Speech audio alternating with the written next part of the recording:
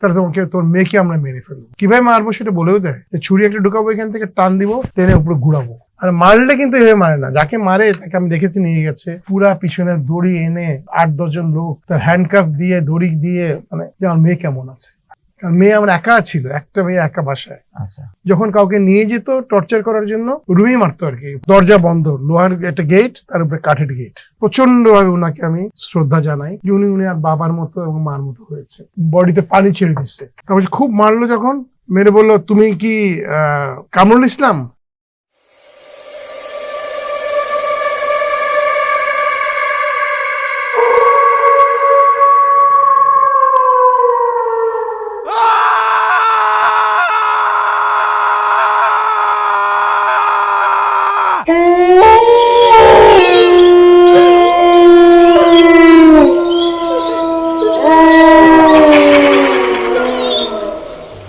মানে যারা রিটায়ার্ড, তাদেরকে যারা ট্রেন খুব রুথলেস, তাদেরকে নিয়ে আসো এই ধরনের কাজ। এই ধরনের আপনার নাম ধরে ডাকলেন, তারপর জি আমি যখন আমি বললাম জি বলার সাথে সাথে যে মারা শুরু করলো না আমাকে, আমি হতভম্ব হয়ে গেলাম। বিশ্বাস করেন, এটা বাধা মানুষ এরকম 3-4টা ইচ্ছা মতো। এই দেখেন আর দাঁত নাই, মানে আপনার অনেকগুলো 7টা দাঁত নাই। 7টা দাঁত নাই, ওই 7টা দাঁত ফেলে দিচ্ছে মেরে তো দুধ পড়ে গেছে একটা। তারপরে ট্রিটমেন্ট চেয়েছিলাম, আমি দেয় নাই, এগুলো সব ভিতরে পচে জমে পুজ হয়ে ক্যান্সার হয়ে গেছিল। বেঁচে যে আসছি আল্লাহ। আপনি তো প্রায় 14 মাসের বেশি ঘুমছিলেন। জি, একটা দীর্ঘ সময় একটা ট্রিটমেন্ট দেয়নি। এর মধ্যে কি আপনাদের নিপীড়ন, নির্যাতন, জিজ্ঞাসাবাদ এগুলো? আমাকে 3-4 দিন পরে নিত বেঁধে। যখনই দেখতাম 2-3 জন লোক আসছে, আমাকে 3 পুটি দিচ্ছে, হাতের পিছনে বাঁধতেছে, তখনই বুঝতাম যে শুরু হয়ে গেল।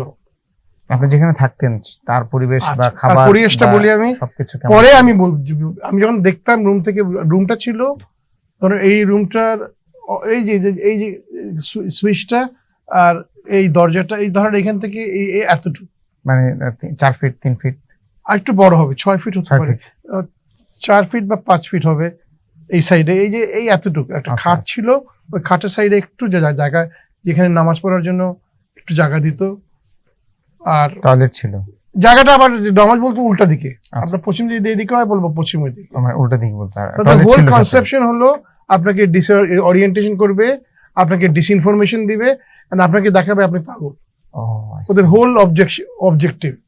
বাইরে আসতে আপনাকে আমাদেরকে একটা, তারা যারাই ডিজিএফআই এটা এখন স্টপ করেছে, সবাইকে বলতো এরা নাকি পাগল, বুঝছেন? কারণ ওই যে ইলেকট্রিক শক দিত ব্রেনে, কানে। আমাকে দেওয়া হয়নি। আমি বলছি আপনাকে স্টোরিটা। তারপর খুব মারলো, যখন মেরে বললো তুমি কি কামরুল ইসলাম? কামরুল ইসলাম ছিল একজন, মানে আমরা যে ডিফেন্স সাইটগুলোতে লিখতাম কিংবা ইন্টেলিজেন্স সাইটগুলোতে লিখতাম, কামরুল ইসলাম সেখানে, এখন নাম বলবো না, আমি জানি কি এখন দেশেই আছে, সে তখন বিদেশ থেকে কামরুল ইসলাম সামনে লিখতো, ছদ্মনামে লিখতো। এবং কামরুল ইসলামের লাইক অক্টোপাস, অনেকগুলো হাত ছিল আর কি। আমি বাংলাদেশ ছিলাম, আমিও জানতাম, সে আমাকে লিখেছে, আমি জানতাম। বললাম না, আমি কামরুল ইসলাম না, আমার ছদ্মনাম ছিল বাংলার বীর। আমি বললাম বাংলার বীর, বাংলার বীর, হ্যাঁ ঠিক আছে। তোমার পিছনে যে প্রোফাইল ছবিটা, ওইটা কার?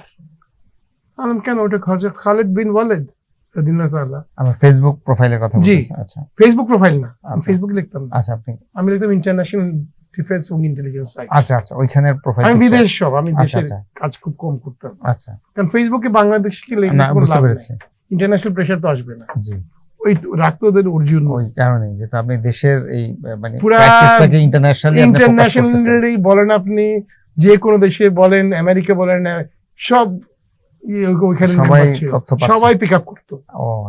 এবং দেশে খুব বিব্রত অবস্থা হয়ে গেছিল 2017-তে। এই জন্যই মাঠটা বেশি খেয়েছি আর কি। আচ্ছা, তো বলে তো এই মানে এই যে মানে 14 মাস এভাবে মানে পরিবারের সাথে কোনো যোগাযোগ বা কোনো কিছু? পরিবার, আমার তো পরিবার নাই। আমার ওয়াইফ মারা গেছিল। আমার ওয়াইফ লাইফ যখন আমাকে ডেকে আনে, তোরা ভাই ওই লাস্ট স্টেজ ছিল আর কি মারা যাওয়ার, ক্যান্সার, তারপরে আরো ব্রেনে স্ট্রোক হয়, একটার পর একটা ব্রেনে। আমাকে প্লেনে উঠতেই দেয়নি তারা, বহু কষ্ট করে আমি হাত জোর করে ওদের প্রাইম মিনিস্টারকে রিকোয়েস্ট করে যখন আমাকে রিকল করলো যে আমাকে প্লিজ আসতে দাও, তখন তারা স্পেশালি ডাক্তার, নার্স এক প্লেনের মধ্যে একটা কেবিন বানায়, পুরো হসপিটাল বানায় আমাকে। এয়ার অ্যাম্বুলেন্সের মতো। এয়ার অ্যাম্বুলেন্স তো খুব, আমি এয়ার অ্যাম্বুলেন্স বলেছিল আসার জন্য, কিন্তু এয়ার অ্যাম্বুলেন্সের রেটটা খুব বেশি, প্রায় $1,00,000। তো আমার খারাপ লাগতো যে বাংলাদেশ গরিব দেশ, তার জন্য আমার ওয়াইফের জন্য যে মারা যাবে $1,00,000 খরচ করবো, এটা টু মাচ হয়ে যায়। আচ্ছা। তো আমি মালয়েশিয়ান এয়ারলাইন্সকে কোনো রকম রিকোয়েস্ট করে, মালয়েশিয়ান অ্যাম্বাসেডর খুব ক্লোজ ফ্রেন্ড ছিল আমার, আমি নর্মাল টিকেটেই, কিন্তু ধন টিকেট 3-4 জায়গায় হয়তো 5টা নিয়েছে, কারণ আমার সাথে নার্স আসছিল, ডাক্তার আসছিল বিদেশি, আর আমেরিকানরা ওইখানে স্কুল যে এমবেসি ছিল ওদের হসপিটাল, তারা ফ্রি ট্রিটমেন্ট দিত, ফ্রি মেডিসিন দিত। আচ্ছা। সো আমার কোনো পয়সা লাগেনি। আচ্ছা। তো বাংলাদেশে আমি তখন, ওরা নাই করে দিয়েছে যে ও যেতে পারবে না, বাট আসতে যখন হবে আসি, যা হবার হবে। তো সেইখানে এসে ট্রিটমেন্ট পায়ও নাই, মারা গেছে। So আমার wife ছিল। আপনাদেরকে তো মানে কিভাবে, আমার এক মেয়ে তখন চলে গেছে বিদেশে, বেলজিয়ামে, নিজে স্কলারশিপ, আমার তো টাকা ছিল না, সে স্কলারশিপে করে এখন পিএইচডি করে এখন মোটামুটি ওখানে সেটেল। দ্বিতীয় মেয়ে তখন কোন রকম লেখাপড়া করতো এখানে, এ লেভেল দিয়ে, ও লেভেল দিয়ে, সেও মানে ঢাকা ইউনিভার্সিটি, আমার তো টাকা পয়সা নাই, আমি প্রাইভেট পড়াবো, সে ঢাকা ইউনিভার্সিটিতে বিবিএ করলো, তখন অলরেডি আমাকে নিয়ে গেল ভিতরে। তো আমি ব্র্যাক ইউনিভার্সিটিকে আমি আমার ধন্যবাদ এবং আন্তরিক কৃতজ্ঞতা জানাবো যে তারা ফুল স্কলারশিপ দিয়ে আমার মেয়েটাকে MBA তারা পড়িয়েছে। তো আমি যখন ওখানে গেলাম, আমাকে 3-4 দিন পরে পরেই 2টা ব্লক, কিন্তু DGFI এর JIC জয়েন্ট ইন্টারোগেশন 2টা ব্লক আছে, 10টা ওল্ড সেল, 10টা নিউ বানিয়েছে। এটা বানানো হয়েছিল 2জন জেনারেল বানিয়েছিলেন, দুজনই এখন বোধহয় ভারতে আছেন, একজন জেনারেল আকবর, আরেকজন কদিন আগে দেখলাম নামটা আমি ভুলে গেছি, সিগন্যালস এর লেফটেন্যান্ট জেনারেল, নামটা তো মনে নাই আসলে আমার। সে অনেক জুনিয়র, আসলে আমি তো আর্মিতে অনেক সিনিয়র, 77-এ, আর ওরা তো সেই দিনের, আমি যখন রিটায়ার করি তারপরে হয়তো আসছে। তো 2-3 দিন পরে পরে আমাকে নিয়ে ডিফারেন্ট কোয়েশ্চেন, কারণ আমাকে প্রিন্ট আউট করে আসতো, তখন আপনি যেন বসে আছেন, আমি ফিল করতাম আমি এখানে বসে আছি, এইখানে সারাউন্ড করে একজন একজন করে বুটের আওয়াজ পেতাম, প্লাস্টিক চেয়ার টেনে টেনে বসতো, বুঝতাম যে একটা রেকর্ডের সামনে দিয়েছে আমাকে, দিয়ে কোয়েশ্চেন শুরু করতো, প্লাস্টিক চেয়ারে বসে বা টুলে বসে, জাস্ট এরকম। আর যদি দেরি করতাম, হাত তো পিছনে হুইল চেয়ার, মানে শুধু হাত না, গামছা, রশি, মানে তারা নিজেরা কত বড় ভীতু যে একটা লোককে যে এইভাবে করে ভয় পেয়ে করতে হয় প্লাস্টিক চেয়ারের মধ্যে। তারপরে প্রশ্নের মধ্যেই মার, আচ্ছা, ওই উইকেটের মতো বাঁশ দিয়ে, লাকড়ি দিয়ে ধামা ধাম দিয়ে দিয়ে, তখন তারা বললো তুই কথা বলবি না, ঠিক আছে তোর 3rd ডিগ্রি দেওয়া হবে। 3rd ডিগ্রি মানে যারা 3rd ডিগ্রি খেয়ে বেঁচে আছে তারা জানে, খুব কম লোকই বাঁচে। 3rd ডিগ্রি মানে আপনাকে উল্টায় ঝুলায় পায়ের নিচ থেকে শুরু করে পিঠ টিট শুরু করে এগুলো সমস্ত মারতে মারতে আপনাকে এমন কিছু রাখবে না, আপনি একবার আপনি হুঁশ হারাবেন, আবার আপনার হুঁশ ফিরাবে, ইলেকট্রিক শক, পাছায় গরম ডিম দেওয়া, এবং সমস্ত পুড়ে যাবে না। আমার আশেপাশে দিয়েছে, এবং তাদের 3-4 মাস প্যাথেড্রিন দিয়ে রাখা হতো। ব্যথার চোটে আপনিও কি এটা শিকার হয়েছেন? না, তখন আমাকে বলেছে, একজন আসলো টিপলো, বলে না, 3rd ডিগ্রি দেওয়া যাবে না, এর বডিতে পানি ছেড়ে দিচ্ছে। আচ্ছা, আমি 60 ইয়ার্স ওল্ড ভাই, মানে আপনি ওই নেওয়ার উপযুক্ত শারীরিকভাবে জানেন। তখন বললো যে আরেকটা উপায় আছে, যে তোমাকে আমরা ট্রুথ সেরাম দেই না, ইনজেকশন। তোমরা হ্যাঁ দাও, কোনো অসুবিধা নেই, কিন্তু কোনো মিথ্যা কথা আমি লেখিও নাই, এখনো বলছি না। যা বলছো তোমরা, তুমি যা বলছো তোমার বাপে টাকা দিবে যে এত প্রিন্ট করছো, আমি সকাল 5টা থেকে রাত 12টা পর্যন্ত খালি লিখতাম ইন্টারনেটে। আচ্ছা, বলতো বাপের টাকা দিয়ে এগুলো প্রিন্ট করা হবে, আর যতগুলো প্রিন্ট করতাম সবগুলো প্রশ্ন করতো, আমি ঠিক উত্তর দিতাম। তখন তারা বললো ট্রুথ সিরাম দিলে তো একটা প্রবলেম আছে। বললাম কি এর প্রবলেম? বলে তোমার ব্রেন নষ্ট হয়ে যাবে। এবং সত্যি কথা বলতে কি আমি বললাম তাহলে কি করবা? বলে তাহলে তুমি সত্যি কথাগুলো বলে দাও, তাহলে তোমাকে ছেড়ে দেবো একসময়। আমরা ছাড়বে তো না, আমি ভালো করেই জানি। আর না ছাড়লে তোমাকে আমরা রাস্তার পাশে কুত্তার মতো গুলি করে ড্রেনের পাশে ফেলে আসবো। এই দেখেন না সব ড্রেন ওইভাবে। তা আমি জানি যে ড্রেনের পাশে আমাকে ফেলে আসবে, ভালো কথা। তো আমি বললাম কি জানতে চাও? সবই তো এখানে আছে। তোমাকে এই স্টোরিটা কে দিল, কামরুল ইসলাম কে, ইডিউন কে, কারণ অনেকে নিকনেম দিল, সব তো আসল নাম থাকতো। আমি যেমন বাংলার বীর ছিলাম। আমাকে ট্র্যাপ করেছিল আমার আশেপাশের লোকই। আচ্ছা, এখন কয়েকটা নাম বললে এখনো তাদের ধরা হয়নি। আমার লাইফ অলরেডি রিস্ক। ওই নামগুলো এখন নিলে হয়তো তারাই আমাকে, আমি উইটনেস তো, তারাই হয়তো আমাকে মেরে ফেলবে। এই নামগুলো আমি নিতে চাচ্ছি না।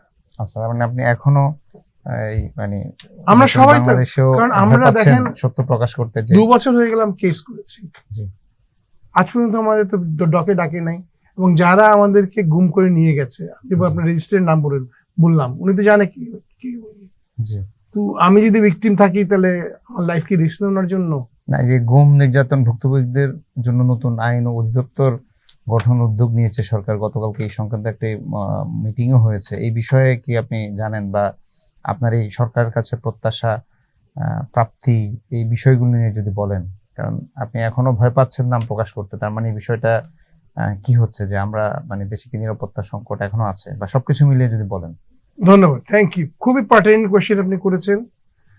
দেখেন, গুম কমিশন মাত্র পেয়েছে 1900 নাম, 1900। আপনি কি মনে করেন 1900 লোক মারা গেছে? যদি জিয়াউল হাসান নিজেই বলে যে আমি 1200 লোক মেরেছি নিজে গুলি করে, এরকম কত হাজার জিয়াউল হাসান ছিল? র্যাব তো বাংলাদেশের প্রত্যেকটা কর্নারে ছিল, ডিজিএফআই তো বাংলাদেশের ডিটাচমেন্ট বাংলাদেশের প্রত্যেক কর্নারে ছিল। সো কত হাজার লোক মেরেছে তারা আর গুম করেছে, তারা কেউ ভয়ে আসে না। আমাদের একটা অর্গানাইজেশন আছে যেটার আগে নাম ছিল voice of enforced disappeared victims, VOED। সেটা পরবর্তীতে আমরা চেঞ্জ করে করলাম UVED, United for the voice of enforced ডিসঅ্যাপিয়ারেন্সেস। এটা ফেসবুক আছে এবং এটার সাইটও আছে আমাদের ওয়েব। ওখানে গেলে আপনি প্রচুর স্টোরি পাবেন। এবং আমরা এখানে আপনি যেটা বলছেন আমরা জানি, প্রত্যেকটা স্টেপ আমাদের এই UVED সাইট আপনি পাবেন। আচ্ছা, তার মানে আপনি যেটা বলতে যাচ্ছেন যে বেসিক্যালি অনেক গুম ভিকটিম আছে যারা এখনো ভয় পাচ্ছে সত্য প্রকাশ করতে, তারা এই জন্য আমাদের প্রত্যেক লাইফ এট রিস্ক। আচ্ছা, প্রত্যেকের ইউনাইটেড নেশনস এর একটা সিস্টেম আছে যে ক্রাইম এগেইনস্ট হিউম্যানিটি কি কি স্টেপ আছে। এবং আমি তারেক রহমান সাহেবের সরকারকে, ওনার প্রচন্ডভাবে ওনাকে আমি শ্রদ্ধা জানাই যে উনি আর বাবার মতো এবং মার মতো হয়েছে। আমার মনে আছে 1977-এ বার্মা যখন আমাদেরকে রোহিঙ্গা অ্যাটাক করে, তখন আমাদেরকে শহীদ মরহুম প্রেসিডেন্ট জিয়াউর রহমান বীর উত্তম, উনি আমাদেরকে BMA থেকে বার্মা ফ্রন্টে পাঠিয়েছিলেন যুদ্ধ করতে, কারণ তারা রোহিঙ্গারা পাঠাচ্ছিল। ওরা সাহস করেনি, ওরা ব্যাকআউট করে গেছিল এবং আমরা যুদ্ধ ভিক্টরি নিয়ে আসছিলাম। তারপরে আপনার মনে আছে তালপট্টি ফ্রিগেট পাঠিয়েছিলেন। তালপট্টি একটা দ্বীপ ছিল, এখান থেকে খুব ইম্পর্টেন্ট কিন্তু, কারণ ওইখান থেকে কিন্তু মানে ল অফ দ্য সি, এগুলো আমি কিভাবে বুঝাবো, ওইখান থেকে এরিয়া মার্ক করা শুরু হয় স্ট্রেট লাইন নিয়ে। এবং ওটা ছিল হাড়িভাঙ্গা নদীর ঠিক মাঝখানে। যদি তখন ওইটা দ্বীপটা থাকতো, এখন দ্বীপটা পানি নিচে চলে গেছে, মাঝে মাঝে বাসে, এখন এটা ইন্ডিয়ার কাছে চলে গেছে। হাসিনা নাকি কি বলে, কি জানি সমস্ত সীমা নির্ধারণের সময় ওই ব্যাপার, ওটা আমরা তখন যদি দাবি, তখন আমরা একটা জিনিস মিস করেছি। আসলে অনেক আলোচনা, আপনি জিওপলিটিক্যাল এক্সপার্ট একজন, এবং আপনি মানে আপনার গুমের বিষয় আসলে ঘন্টার পর ঘন্টা অনুষ্ঠান করলেও শেষ হবে না। কিন্তু আমরা কিভাবে গুম থেকে মুক্তি পেলেন, বের হয়েছেন, এবং ঠিক আছে সরকারের কাছে এখন প্রত্যাশা কি, কিভাবে বের হয়েছিলেন, এটা একটু যদি বলেন। আজ কিভাবে বের হয়েছিলাম, আমার বের হওয়ার, আমাকে তখন 4 মাস আমাকে এটা আমি দুটা ব্লক বলেছিলাম না, হ্যাঁ। একটা ছিল রিমান্ড ব্লক। রিমান্ড ব্লকে ছিল যেখানে টর্চার করতো, র্যান্ডম টর্চার করতো। ওখানে রুমের মধ্যে, প্রত্যেকের রুমের মধ্যে 4টা ফ্যান থাকতো, একটা সিসিটিভি ক্যামেরা, একটা খাট যেটা দোলনার মতো। এটা কেন করা হয়েছে? সবগুলো কিন্তু করা হয়েছে আপনাকে যেন টর্চার, এটা একটা টর্চার। এই রুমটা ছিল গ্রেড 2 টর্চার, কন্টিনিউয়াস 24/7। বিছানায় শুবেন, আপনি এইভাবে নাড়াচাড়া ঘুমাতে পারবেন না। মুখের উপরে একটা পাওয়ারফুল লাইট, পিছনে সিসিটিভি ক্যামেরা, দরজা বন্ধ, লোহার একটা গেট, তার উপরে কাঠের গেট। ওই রুমে আপনার রুমের, হ্যাঁ, সাথে 4টা ফ্যান ছাড়তো একসাথে, এবং বাইরে ছিল দুটো বিরাট ফ্যান, ইন্ডাস্ট্রিয়াল ফ্যান আছে না, জি, সেই ফ্যানগুলো কেমন ভাবে তারা করতো, যখন চলতো তখন বাড়ি খেত, আচ্ছা, একটা কাট কাট বিকট শব্দের জন্য। বিকট শব্দ হতো। আমি কিন্তু কানে, আমি জোরে কথা বলি, আর ওয়াইফ সবসময় বলে যে আমি জোরে কথা আপনার শ্রবণ শক্তি, আমার শ্রবণ শক্তি না, কানে আমি হিয়ারিং আমার প্রচন্ড প্রবলেম। আমার এটা আমার সব ডাক্তারি কাগজপত্র আছে, এইভাবে ফল করেছে। আচ্ছা আচ্ছা, এই পুরো নির্যাতনের ব্রেইন কারণে। আপনার মানে কানতে, আপনার মানে ব্রেন ধরে রাখতেন আপনি, ওনার ব্রেন ভিতরে কাঁপতেছে। আচ্ছা আচ্ছা, রুমে 4টা ফ্যান, বাইরে 4টা ফ্যান, এইভাবে আওয়াজ দিত। আর এটা সব দিত কখন? যখন কাউকে নিয়ে যেত টর্চার করার জন্য, কেউ যদি আওয়াজ টাওয়াজ হতো, আর যখন কাউকে রুমেই মারতো আর কি। ওয়াটার বোর্ডিং ছিল, চেয়ারটা উল্টা করে দিয়ে নাকে দিয়ে পানি দিবে আপনার, আচ্ছা, টাওয়েল দিয়ে পানি ঢুকে যাবে, আপনি শ্বাস নিতে পারবেন না, গা গা করে, আর লাংস টাংস ভরে যাবে। ও, ওইটাও কিন্তু টর্চার যে কত প্রকার, কত কি আপনি কল্পনা করতে পারেন না। হাতে আপনি দিয়ে কিভাবে মুখ ঢোকায়। মানে মুক্তি পেলেন? আমি মুক্তি পেলাম হলো মার্চের 15 তারিখ 2019। তার 2 দিন আগে আমি বুঝলাম কেমনে, 4 দিন আগে আমি বুঝলাম কেমনে আমাকে ছেড়ে দিবে। যে ছাড়ার আগে আমি অনেকক্ষণ মার্ক করতাম, কারণ আমার কাজ ছিল জানেন কি, আমি অনেককে দেখেছি, আমি তো একটু ভয় কম পেতাম, আল্লাহর উপরে আসে ছেড়ে দিয়েছিলাম। আমাদেরকে বাথরুমে যে নিত না, দিনে 4 বার চোখ টুক বেঁধে হাতে গিয়ে দিয়ে, বাথরুমের মধ্যে একটা ছোট ফোঁটা ছিল, ওখান থেকে তারা দেখতো আর কি আমরা আত্মহত্যা আপনারা করেছি কি কিনা, করেন? বেঁচে আছে কিনা। আচ্ছা, আমার কাজ ছিল, একটা বালতি ছিল যেটাতে, ছোট্ট রুম বাথরুমটা তো ঢোকে, তো ওটা দিয়ে আমি বালতিটা উল্টায় বসতাম, ওই আয়না দিয়ে আমি দেখতাম কে আসছে কে যাচ্ছে। আচ্ছা, তো ওইখান থেকে আমি দেখতাম যে 1 2 3 4 5টা সেল, এবং তো সেলের পিছনে একটা দরজা ছিল একই টাইপ, ওইখান থেকে পিছনে কিচেন ছিল, আচ্ছা, ওখানে শীতের দিন গরম পানি নিয়ে আসতো। তো ওখানে আমি অনেকে যাওয়া আসা করতে দেখেছি, কিন্তু সবার চুল দাড়ি এত লম্বা, চুল বড় বড়, এবং যারা তাদের এখানে ডিউটি করতো তাদের চুল লম্বা। তো আমি আপনারও কি চুল দাড়ি? আমার তো এত লম্বা দাড়ি মোছ হয়ে গেছে, আমাকে চিনবে ও, আচ্ছা, তার মানে কারো এখানে কেউ কাউকে চিনবে না। তো আমি আচ্ছা। একদিন জিজ্ঞেস করলাম যে তোমাদের দাড়ি মোছ, তোমরা শেভ টেপ করো না? তখন তো আমি বুঝতে পারছি আর কি, যে তোমরা কি অস্ত্র ব্যবহার করো, তোমাদেরকে মেরে চলে গেলে বলে আমাকে তো অস্ত্র আছে। কি অস্ত্র আছে? বলে স্যার বলা যাবে না। আমি বললাম কি, তোমাদের 7.62। স্যার আপনি জানেন কেমনে? আমি আর্মিতে ছিলাম। বলে স্যার তোমাদের কাছে BD-08 আছে? হ্যাঁ স্যার আমাদের কাছে BD-08 আছে। তো আমার তোমাদের যে কেউ ছুরি মারে? বলে না স্যার আমাদের কাছে বুলেট প্রুফ জ্যাকেট আছে, যেটা তখন বলা শুরু করলো আর কি, 2-1 মানে অনেকদিন থাকার কারণে এক ধরনের, না একটা নিয়ম আছে, গুড কপ ব্যাড কপ। Yeah. একজন দল খুব খারাপ দেখা করবে আপনার সাথে, ওয়ালের সাথে বাড়ি মারবে, তাকে খাওয়া দিবে না, খাওয়া ফেলে দিবে, যত রকম আছে, বাথরুমের মধ্যে আপনি হাফ করছেন বের করে টেনে নিয়ে যাবে, যত রকম করবে। আরেকজন হবে খুব ভালো আপনার সাথে ব্যবহার করবে, কথা বের করার জন্য। ঠিক আছে। তা আপনি তখন বুঝতে পারলেন যে আপনাকে ছেড়ে দেওয়ার সময়, মানে তখন তারা করে কি, 3-4 দিন আগে থেকে আমার চা খুব ফেভারিট ছিল। চা কিন্তু তখন আমার এখন দিয়েছেন খাইনি, কারণ এখন আপনার অফিসে আমি চা খেয়ে আসছি। আমার খুব ইচ্ছা হতো এক কাপ চা খাওয়ার জন্য। আমি খালি একটাই প্রশ্ন করতাম, 2টা প্রশ্ন ছিল আমার, যে আমার মেয়ে কেমন আছে। আচ্ছা, কারণ মেয়ে আমার একা ছিল, একটা মেয়ে একা বাসায়। আচ্ছা, আর একটা যে প্রশ্ন করলাম, আমি কি জীবনে 1 কাপ চা খেতে পারবো? আহ। এই টং দোকানের পাশে একটা বিস্কুট, টোস্ট বিস্কুট দিয়ে, হ্যাঁ হয়তো পারতে পারেন। আল্লাহ শুধু আল্লাহকে জিজ্ঞেস করেন। তখন যখন দেখতাম যে আমি জানলা দিয়ে, ওই দরজা দিয়ে যে ওই রুমে চা নিয়ে যাচ্ছে, তার কিছুদিন পরে দেখতাম ওই রুমটা নাই, খালি রুমের লোক নাই। আচ্ছা, হয় তাকে মেরে ফেলেছে কিংবা ছেড়ে দিয়েছে, আচ্ছা, 2টার মধ্যে একটা। আর মারলে কিন্তু এভাবে মারে না, যাকে মারে তাকে আমি দেখেছি নিয়ে গেছে পুরা পিছনে দড়ি এনে 8-10 জন লোক তার হ্যান্ডকাফ দিয়ে, দড়ি দিয়ে, মানে তখন বুঝতাম যে হয়তো মেরেছে, কিংবা আমি জানি না কোথায় কি করেছে। আমি তাদের দেখতে পাইনি। আচ্ছা কিন্তু যাদের ছাড়তো তাদেরকে একজন নিয়ে যেত, আচ্ছা হাতের হাফ খুব হ্যান্ডকাপে হাফ স্বাভাবিকভাবে। খোলা। সো আমাকে তখন একদিন বললাম যে, আমাকে এসে বলছে স্যার চা খাবেন নাকি, আমাকে চা দিবা? আমি অবাক হয়ে গেছি। আচ্ছা বললাম হ্যাঁ স্যার, আপনাকে ছাড়েনি এখনো? আমাকে ছাড়ে নাই তো, না আমাকে ছাড়ার কথা নাকি? বললাম স্যার শুনেছিলাম তো ছেড়ে দিবে। আচ্ছা আমি মনে করছিলাম হয়তো এগুলো দুষ্টমি করছে, কিন্তু কিছুক্ষণ পর আমাকে চা নিয়ে আসলো, এক কাপ চা, যে ছোট এক কাপ রেস্টুরেন্টে চা দেন চা খেয়ে আমি দেখি বলেছে লুকায় খান। তো লুকায় খান ভাই, আমি তো সবখানে দেখছি সিসিটিভি ক্যামেরা, দরজার মানে প্রত্যেকটা রুমে সিসিটিভি ক্যামেরা, এবং বাইরে দরজার বাইরে প্রত্যেকটা কোনায় সিসিটিভি ক্যামেরা। তারপর লুকায় খান বলার কোনো অর্থ তো নাই। আচ্ছা আর তবু আমি দরজার পিছনে গিয়ে লুকায় খেলাম। তখন কেন জানি মনে হলো যে আমাকে আসলে হয়তো ছেড়ে দিচ্ছে, নাহলে তো চা দাও। তারপর ডেইলি দেখে আমাকে চা দিচ্ছে। আচ্ছা তখন বাই দিস টাইম আমি আরো বললাম দেখো আমি আর খেতে পারতেছি না, পুরো মুখে ফুলে খালি পুজ আর রক্ত বেরোতো। দাঁতের জি, আর মাছের কাটা ছিল না, আমার রুমের মধ্যে কত হাজার ছোট নাম লেখা আর টেলিফোন নাম্বার দেওয়া, দোয়া, কলম, যারা আগে ছিল, আগে যারা ছিল তারা লিখে গেছে, নিজের রক্তে হাত কাটা দিয়ে লিখে গেছে।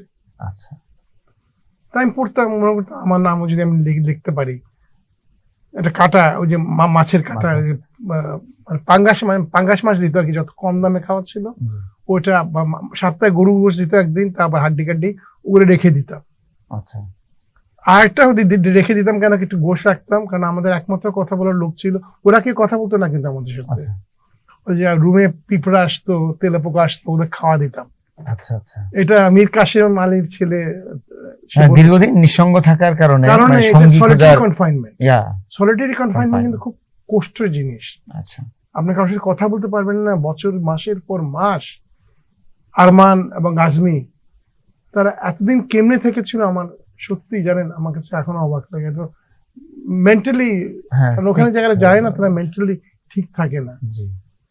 সো যখন 3-4 দিন চা দিল, একদিন রাতে আমি বাথরুম থেকে আসছি, আমাদের 4 সময় 4 বেলা বাথরুম নিত, ফাজরের সময়। আর আমি কিভাবে ডিজিএফআই আর কেমনে বুঝলাম সেটা আপনাকে বলে দিতে পারবো, এটা পরে বলি।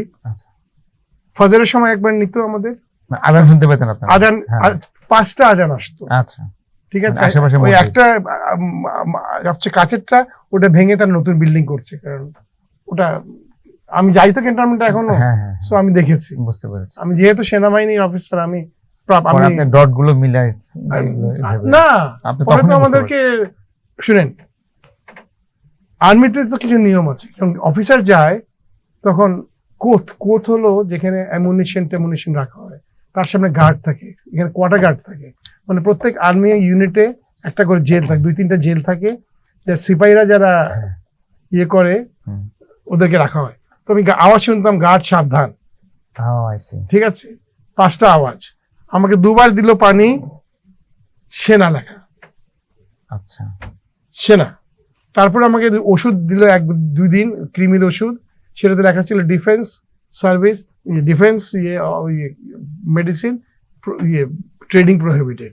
তারপর তাদের সাথে যখন কথা বলতাম আমি, তখন 2-1 জন থাকতো, ওই যে সুপারভাইজার, তারা আর্মি জেসিও থাকতো, তাদের সাথে কথা বলে আমি বুঝতাম আর্মির ল্যাঙ্গুয়েজে তারা সেনাবাহিনী। পরে আপনাকে কিভাবে ছাড়লো? ছাড়ার আগের দিন তারা আমাকে, ছাড়ার দিনই তারা 8টার সময় আসলো, আমাদেরকে নিয়ে গেল, আমাকে 4 জন বেঁধে, ওই 3টা, বললাম এখন তো আমার টর্চার করার কথা না, এতদিন হয়ে গেছে। নিয়ে গেল রাতের বেলা, নিয়ে বসালো, আবার এদিকে আবার সবাই বসলো, বসে আমার গল্প বানাতে বললো, গল্প বানালো একটা আর কি, আমাকে বলতো আমরা তোমাকে যদি ছেড়ে দেই তুমি কি করবা? আমি গ্রামে চলে যাবো। বলে গ্রামে কি বলবা, গল্পটা কি? আমি বলবো যে আমি গ্রামে ছিলাম, বলে কেউ বিশ্বাস করবে না, তাহলে গল্প বানাতে হবে। গল্প বানানো শুনলে আপনিও হাসবেন, আর গল্পটা নিয়ে বানাতে বলছি না আমি, আর যদি চান আমি বলতে পারি, আপনার সময় লাগবে বেশি। শর্টকাট গল্পটা হলো যে আমি এয়ারপোর্টে ড্রাইভ করে আসতেছিলাম, এয়ারপোর্টে 2টা ছেলে আমাকে হাত দেখালো, আমি দেখলাম যে 2টা ছেলে রাস্তায় গাড়িটাই নাই, তাদেরকে একটু উঠায়, তারা বলে স্যার লিফট দেই। লিফট দেওয়ার পরে আপনাকে এখানে পিছন থেকে একজন ছুরি ধরে একজন মাথার মধ্যে বাড়ি মারলো, আমি অজ্ঞান হয়ে গেলাম। তারপরে তারা আমার কাছে টাকা পয়সা ছিল, ওগুলো সব নিয়ে চলে গেল। নিয়ে আমি দেখলাম যে আমি অনেক মানে জনামানা হুশ পড়লো। আমি দেখলাম এক গ্রামের মধ্যে আমি কোথায় চিনি না, কিছু জানি না, সব ভুলে গেছে, আপনার স্মৃতিশক্তি হারিয়ে সেসব ফেলেছেন। স্মৃতিশক্তি হারিয়ে ফেলেছি।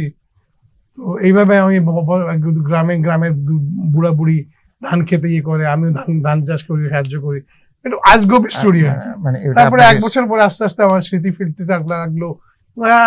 এই জায়গাটা চেনা চেনা লাগছে, দূরে গাড়ি, এই জায়গাটা চেনা আমার, এই স্টোরি আর কি। আর আপনাকে এটা শেখাচ্ছে। আসলে এটা পূর্বাচল এরিয়া, পূর্বাচলে নিয়ে আমাকে ফেলে দিয়েছিল। আচ্ছা এটা পূর্বাচলের, কারণ পূর্বাচল আমার জমিও একটা আছে। আচ্ছা সো ওখান থেকে আমি এক রাতে মনে করলাম যে হেঁটে হেঁটে যাই, ওইগুলো স্টোরি বলে আপনি হাসবেন। তাই বললাম যে ঠিক আছে, তারপর কি করবো আমি? বললো যে তারপর আপনি স্কুটার বাড়ি যাবেন, তুই বাড়ি যাবি। খুব খারাপ ব্যবহার করতো। আচ্ছা। তো আমাকে বললো 50 টাকা দিচ্ছি আমরা। আমি তো 50 টাকা তো ভাড়া না ভাই, এটা সিএনজি রাত 2টার সময় ধরলে তো অ্যাটলিস্ট 500 টাকা যাবে, হ্যাঁ 500 টাকা দাও আমাকে। হ্যাঁ। আমি কিন্তু বার্গেন করতাম, আচ্ছা যে কি মেরেই তো ফেলবো আর কি। হ্যাঁ অনেক সময় বলেছি ভাই এত কষ্ট না করে গুড়িয়াটা করে দাও, শেষ, তোমরা খালাস, আমিও মুক্তি, তোমরা মুক্তি। বলে না, এত সহজে তোমাকে মুক্তি দিব না। আমরা জেলে দাও। বলে জেলে দিলে তো আরামে থাকবে, কালকে তো বেল আউট করতে হবে, বেল নিয়ে নিবা। পূর্বাচলে আপনাকে তারা জি, তারা পূর্বাচলে আমাকে ফেলে আসছিল, আমি পূর্বাচল, তারা না, দুজন হাইজেকার। আচ্ছা ওই যে শক্তি ফিরে এসে আমি স্কুটারে- একটা ট্রাককে কোন রকম দাঁড়া করছি, সে আমাকে বিশ্ব রোডে নামেছে, বিশ্ব রোডে আমাকে একটা সিএনজি পাইছে, আমি সেটা ভাড়া করে ধানমন্ডি মাঠে আসছি, তখন আমার চেনা চেনা লাগছে। এই স্টোরি আর কি, এটা আজকে এভাবে আপনি ব্যাক করেছেন বেসিক্যালি। হ্যাঁ। তারপরে যদি তুমি একটা কথা বলো 1 বছর, তাহলে তোমাকে, তোর মেয়েকে আমরা মেরে ফেলবো। সবচেয়ে কিন্তু আমার সেটাই আমার, সেনসিটিভ আপনার সাথে। সেটাই আমার। কিভাবে মারবো সেটা বলেও দেয়, যে ছুরি একটা ঢুকাবো এখান থেকে, টান দিব, টেনে উপরে ঘুরাবো। তার না হলে তোমার মেয়ে ইউনিভার্সিটি যায় ট্রাক দিয়ে, কারণ এমএস ক্লাসে সন্ধ্যাবেলা, হ্যাঁ। তার মানে ট্রাক দিয়ে আপনি মেরে এই দিব। মুক্তি পেয়েছিলেন 2019 সালের মার্চে মারছে। মাঝামাঝি। সো আমি একটাই বলেছিলাম, দেখেন আমার ডাক্তারকে যেতে হবে, কারণ আমার দাঁত দেখেছেন, আপনার ট্রিটমেন্ট দেননি আমাকে, পুরা বডি আমার গায়ে, মানে আমি যে কত ট্রিটমেন্ট করেছি তার পরে এসে আমার যেতেই হবে ডাক্তারের কাছে আমার দাঁতের জন্য। বলে ঠিক আছে, ডাক্তারের কাছে যাবা, ওইটা তোমার, আমরা কিন্তু তোমাদেরকে অবজার্ভ করবো। আমরা তো আমাকে ছেড়ে দাও, আমাকে আগে থেকে অবজার্ভ করতে হবে। তোমার মাসে 1 বছর ধরে আমরা অবজার্ভ করছি, আচ্ছা তোমার টেলিফোন মনিটর্ড। জান ভাই, মানে আরেকটু বিষয়, সময় বলেন। স্বল্প, আরেকদিন আরো ডিটেলস আমরা কথা বলবো ইনশাআল্লাহ। কিন্তু মানে যে সরকার যে নতুন আইন পাশ করার জি, কথা আচ্ছা, বলছে, ধন্যবাদ, থ্যাংক ইউ এবং আপনাকে। এখান থেকে প্রত্যাশা প্রাপ্তি জি, মামলা করেছেন, সবকিছু যদি একটু বলেন, জি, শেষ করবো আর কি আমরা আমরা। আমি তো আবার বলছি, আবার ব্যাক করছি, সরি আমি ড্রিফট করেছি, না না, ইটস ওকে, ক্যারি অন। ক্ষমা করবেন। সো আমি প্রথমে বলবো, দেখেন আমাদের ইউবিডি থেকে আমরা সবাই মিলে আলাপ করি, সবার সাথে নিয়ে আমাদের কিছু ডিমান্ড ছিল। আমাদের ডিমান্ড বলবো না, আমাদের আসলে আপনাদের পাওনা বলা যায়। পাওনা বলবো না, আমাদের প্রাপ্য, বা যদি বলেন আমাদের You guys demand, deserve G, actually those আমি আমার জন্য বলবো না, এই যে হাজার হাজার যে খুব victim। গুম ভিকটিম যারা মেরে ফেলেছে, যাদেরকে, যারা ফিরে আসছে, তারা সব ডেভাস্টেটেড। প্রথম কথা হলো আমার, যে লিস্ট করো। দেখেন মুক্তিযুদ্ধ কোনো লিস্ট হয় না। হ্যাঁ, আমাদের এখানে একটা কতজন জাতীয় মুক্তিযোদ্ধা আমাদের, দুর্বলতা সব আছে। মিথ্যা কথা বলা হ্যাঁ, হয় না। প্রকৃত মুক্তিযোদ্ধার এখন সংখ্যা আমাদের কতজন? কতজন, আমি অনেক দিন ধরে বলে আসছি, গুম কমিশনে বলেছি, অন্তর্বর্তী সরকার বলেছি, যে প্রত্যেকটা ডিভিশনে, থানায় একটা করে সেল করো, জাস্ট 1 মাস 2 মাস 3 মাসের জন্য করো। তারা এসে বলুক, আপনি গুলশানে একটা অফিস করবেন ভাই, এসি অফিসে বসবেন, কিছু মাইন্ড করেন না, গুম কমিশন ভালো কাজ করেছে, কিন্তু আপনি আশা করবেন যে সারা দেশ বরগুনা থেকে একটা কৃষক, তার টাকা নাই, সে আসবে, ভাড়া করবে, হোটেলে থাকবে 3-4 দিন 5 দিন, আপনি ডেট দিবেন 5 দিন পরে আসো, আবার আজকে না 3 দিন পরে আবার আসো, তার ক্ষমতা আছে সেটা? না। তো নাই। সো আপনি তো প্রথম কাজই করলেন না। আমার তো এখনো আমার ডিমান্ড ছিল যে প্রত্যেক ডিভিশনে ওয়াইজ লিস্টিং করো, কারা হয়েছে, গুমের শিকার। তারপরে তাদেরকে সঠিক তদন্ত করো, কারা করেছে শনাক্ত করো, তাদেরকে গেজেট করো, যে না এরা, দেখেন আপনারা যদি বলেন আমাকে, জুলাই আগস্ট সালে 1.5-2 মাসের 16-17 জন মারা গেছে, 40-50 জন আহত হয়েছে, পরিচয় হাজার, তাদেরকে আপনার স্বীকৃতি দিয়েছেন। মুক্তিযুদ্ধে কতজন মারা গেছে আপনি জানেন না, কয়েক হাজার হতে পারে, নাও হতে পারে, লক্ষ। লক্ষ তো প্রশ্নই ওঠে না। আপনি একটা বই পড়বেন দ্য ডেথ রেকর্ডিং, আচ্ছা আমরা এটা একদিন কথা বলবো না হ্যাঁ, আপনাকে, জি, জি, এটা স্টাডি করেছি আমি, জি। ঠিক আছে, বই পড়েছি আমি। সো এবং আমি জানি মানে আপনি চাচ্ছেন যে মানে যারা গুম হয়েছে তাদের সঠিক তালিকা করা হোক, সঠিক তদন্ত করা দেখেন হোক। 2009 থেকে সময় স্বল্পতা জি আছে। 2009 থেকে 2024 পর্যন্ত, মে পর্যন্ত যত আছে তার তালিকা করো, তাদের গেজেট করো, তাদেরকে রিহ্যাবিলিট করা, রিহ্যাবিলিটেট, মেন্টাল হেলথ, ইয়া, তাদের আর যারা মারা গেছে তাদের ফ্যামিলির কে রিহ্যাবিলিট করো, জি, তাদের যে টাকা পয়সা রেখে গেছে আজ পর্যন্ত তারা পায় নাই, জি, তারা তো প্রাপ্য, জি, সেটা তারা পাবে তো। এবং দুটো আইন হচ্ছে দেশে, আমি খুব ওয়েলকাম করি, কিন্তু কিছু ড্রব্যাক আছে। একটা হলো ন্যাশনাল হিউম্যান রাইটস কমিশন, একটা হলো আইসিটির। ন্যাশনাল হিউম্যান রাইটস কমিশনের সিলেকশন কমিটিতে গলদ নাম্বার 1। পুরো আপনি দিচ্ছেন মন্ত্রী, স্পিকার নমিনি, মানে সেখানে যদি সরকারি আপনাদের মতো ভিকটিম যারা আছেন, না যারা না যোগ্য, নিউট্রাল করবা, জি, অপোজিশন, গভর্নমেন্ট অপোজিশনের সব নিবা, সিভিল সোসাইটি থেকে নিবা, গুম যারা ফেরত ব্যক্তি আছে যারা যোগ্য তাদের এবং যারা যোগ্য, শিক্ষিত, যোগ্য খুব কমই আছে, কিন্তু তাদের রিপ্রেজেন্ট রাখবা। গুম ফ্যামিলির একজন নিবা, রিপ্রেজেন্টেশন নিয়ে যদি সত্যিকারের তোমরা যদি আসলে যদি তোমরা সত্যিকারের ইনভেস্টিগেশন করতে যাও, ন্যাশনাল হিউম্যান রাইটস কমিশন এইভাবে ফর্ম হওয়া উচিত, নাম্বার 1। যেমন ভাই নাম্বার 2, আমি একটা বলছি আপনাকে যে এখন দিয়েছেন কি আপনি আইনে, যে আইনের বিচার করবে নিজ নিজ সংস্থা, মানে নিজ নিজ আইন সংস্থা। দেখেন যে গুম করে সে নিজেই তার ইনভেস্টিগেশন করবে, আর তার কোন লিমিটও দেন নেই। 5 বছর পরে বলবে না এরকম কোন গুম হয় নাই, এবং তখন হবে কি আপনি যদি কেস দেন আপনাকে 5 বছর জেল দিবে। এইখানে একটা ন্যাশনাল প্রিভেন্টিভ মেকানিজম বলে আমি সবগুলো কিন্তু বলছি crime against humanity, UN mandated, internationally mandated. এখানে এমন একটা নিউট্রাল কমিটি করো, সিলেকশন কমিটি থেকে শুরু করে এনএইচআরসি থেকে শুরু করে সবকিছুর মধ্যে যেন নিউট্রালিটি থাকে। এই গভর্নমেন্ট সবকিছু কিন্তু মনে রাখেন, কোন গভর্নমেন্ট কিন্তু, এই গভর্নমেন্ট তারেক রহমান কিন্তু আসছেন 80% ভোট নিয়ে, এবং উনার বাবাও ছিলেন একদম অনেস্ট, ওনার মাও ছিলেন আপোষহীন। উনিও যদি এটা করে যান মানুষ তাকে মনে রাখবে। হচ্ছে আমাদের জাস্টিস ডেলিভার করতে হবে। Justice denied, justice delayed is justice denied. ঠিক আছে, অসংখ্য ধন্যবাদ। আজকে শেষ করি, আমরা আরেকদিন আপনার সাথে বসবো। দর্শক মন্ডলী, আমরা গুম নিয়ে আমাদের এই সপ্তাহব্যাপী বিশেষ আয়োজন চলতে থাকবে। আগামী অনুষ্ঠান দেখার জন্য আপনাদের আমন্ত্রণ রইল। ধন্যবাদ সবাইকে।